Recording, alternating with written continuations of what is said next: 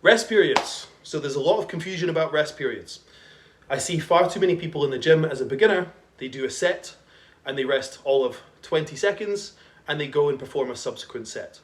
We want to make sure that the sets that have been programmed for you are performed to the best of your ability relative to your experience and confidence level with that exercise. So in order to do that, we need to make sure that you're resting an appropriate amount. And sometimes it can be hard to know how much an appropriate amount is. We will always program a minimum rest period recommendation onto your program that you can take in between your sets. But understand the key word there is minimum. Some sets that you perform are harder than others. If week to week you're increasing the weight that you use, your perceived effort will be greater, therefore you might need to rest more. So it's a great recommendation that you time your rest periods in the early stages of your training.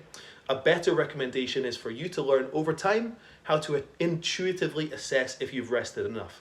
And for that, I want you to use these 3 bullet point checklist. Number 1 is your elevated heart rate as a result of the set you've just performed must come down to a manageable level.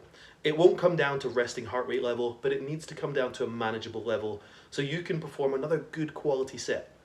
Number 2 is you need to make sure your psychological drive is there for you to be able to perform a good set that is equal to, or if not close to, the quality that you performed in the first. And then number 3, finally, is if you've done a good job at targeting the target muscle, you will, as a result of your first set or your second or whatever it is, you will have accumulated a burning sensation in the target muscle. We must let that burning sensation come down to a manageable level.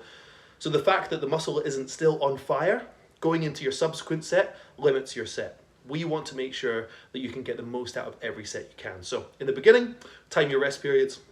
Over time, get intuitive with it and use that bullet point checklist as your guide.